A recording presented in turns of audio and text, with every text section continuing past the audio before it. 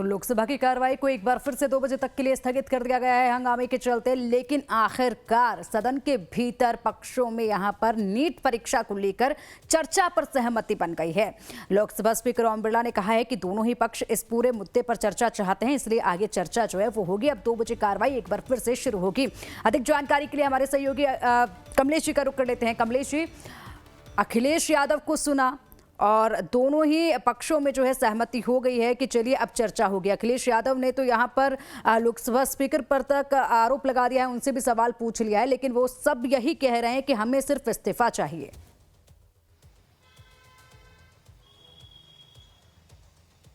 देखिए, कल तक ये डिमांड थी कांग्रेस पार्टी या अपोजिशन पार्टी की कि वो चर्चा की डिमांड कर रही, चर्चा की मांग को लेकर 2 दिन उन्होंने विरोध किया पार्लियामेंट का सेशन।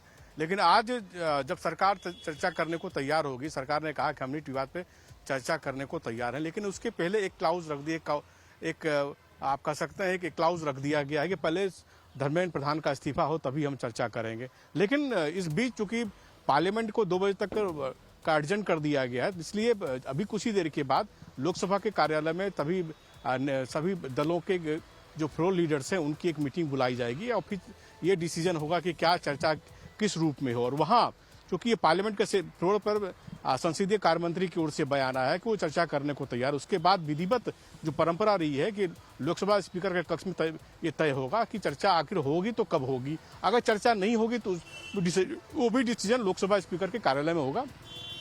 और अगर चर्चा करने को अपोजिशन पार्टी लोकसभा स्पीकर के कार्यालय में तैयार हो जाती है तो फिर यह तय होगा कितने घंटे की चर्चा हो, किस रूप में चर्चा हो, प्रारूप क्या हो चर्चा की, तमाम बातों पे चर्चा होगी।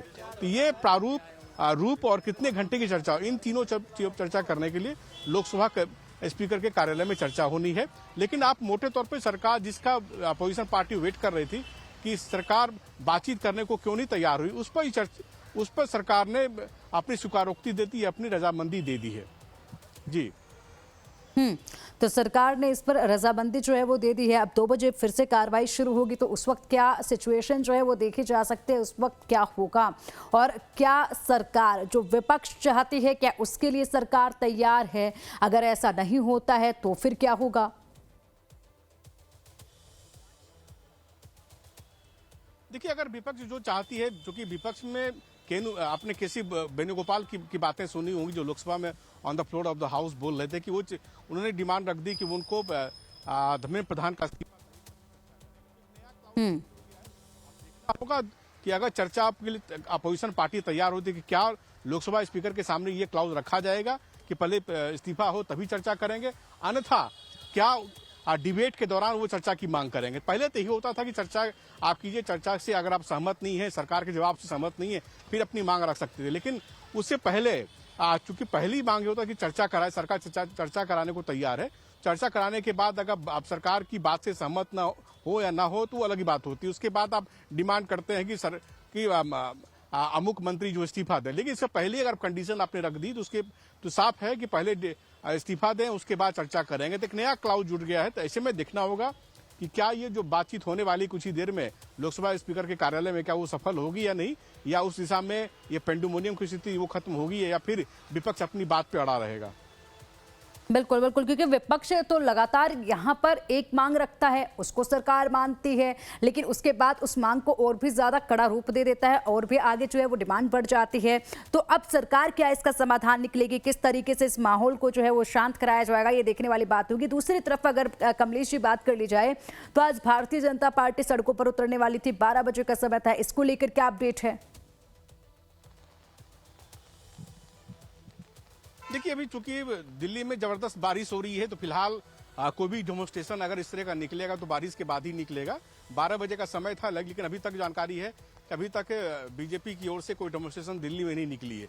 जैसे ही निकलेगी मैं आपको जानकारी जरूर दूंगा। लेकिन अभी जहां मैं खड़ा हूं, मैं बताऊं कि एक दूसरी जैसे मैंने आपको कहा कि पॉलिटिकल रैली लेने की कोशिश शुरू हो गई है, तो उसमें अब युवा कांग्रेस की ओर से भी एक धरना जुलूस निकाला जा रहा है। कुछ ही देर में युवक कांग्रेस की ओर से भी धरना निकाला जा, वो धरना इसलिए निकाला जा रहा है कि राहुल गांधी के साथ और अन्य जो लीडर्स थे अपोजिशन के, उनके साथ जो जिससे पुलिस ने कथित रूप से व्यवहार किया, उसके खिलाफ ये निकाला जा रहा है। तो कुछ ही देर में उनका भी बड़ा प्रदर्शन निकलने जा रहा है। तो आपने ये कहा, जैसा मैंने आपको सुबह में कहा था कि जो राजनीतिक शुरू हो गई, राजनीतिक रोटियां सेकनी शुरू हो गई है।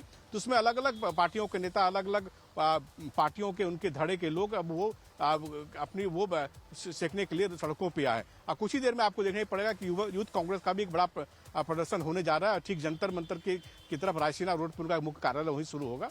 तो अभी तक तो बीजेपी के बारे में कोई जानकारी नहीं मिली है, क्योंकि बीजेपी का प्रदर्शन सुबह 12 बजे ही शुरू होना था। लेकिन अभी तक दिल्ली बीजेपी की ओर से या दिल्ली में कोई इस तरह का डेमोन्स्ट्रेशन प्रदेश कांग्रेस के दफ्तर में 24 अक्टूबर रोड या फिर आपको पंडित दीनदयाल उपाध्याय मार्ग पे, जहां बीजेपी कांग्रेस पार्टी का हेडक्वार्टर है, बीजेपी का हेडक्वार्टर उससे 100 मीटर आगे है, कोई डेमोन्स्ट्रेशन अभी तक निकला नहीं है।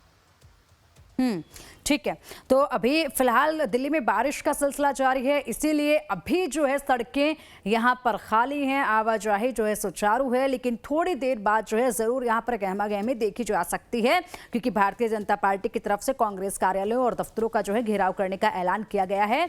अब यहाँ पर सिचुएशन सड़कों पर तो शांत है, लेकिन फिलहाल सदन के भीतर जो है हंगामा लगातार जारी है।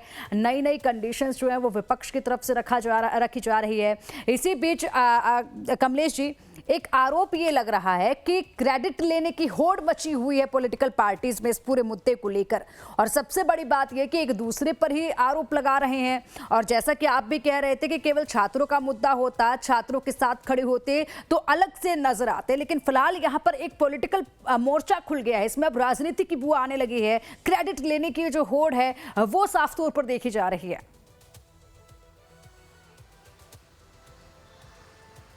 देखिए, निश्चित रूप से, चूंकि देखिए पहले इसमें कोई दोमत नहीं था कि कांग्रेस पार्टी ने गूंज कार्यक्रम के दौरान के जरिए वो नीट विवाद के मसले को देश भर में भुनाने की कोशिश की थी, और उसी का हाल था कि उन्होंने कोटा में एक बड़ा आंदोलन किया। उसके बाद उत्तराखंड गए, लेकिन जैसे ही उन्होंने आंदोलन की, उस आंदोलन के बीच एक छात्रों का एक आंदोलन शुरू हो गया, और छात्रों के आंदोलन में बड़ी माइलेज ले ली। तो अब कांग्रेस पार्टी या समाजवादी पार्टी ने उस आहुति उस आंदोलन जरूर दी थी, लेकिन कांग्रेस पार्टी को लगा कि जो आंदोलन हमने खड़ा किया उसका तो इतना वेटेज मिला नहीं, मीडिया में इतना कवरेज मिला नहीं जितना कि छात्रों के आंदोलन को मिल रहा है। तो इसलिए कल राहुल गांधी ने बड़ा डेमोन्स्ट्रेशन किया प्रधानमंत्री आवास के सामने।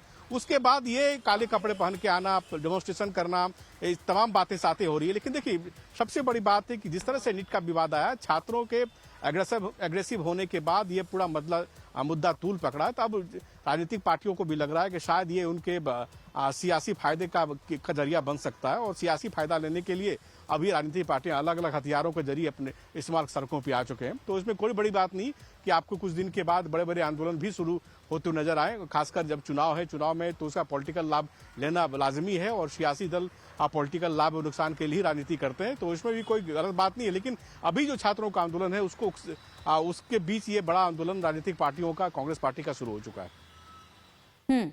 ठीक है कमलेश जी, नजर आप बनाए रखेगा, अपडेट आपसे हम लेते रहेंगे। फिलहाल के लिए बहुत शुक्रिया आपका इन तमाम जानकारियों के लिए।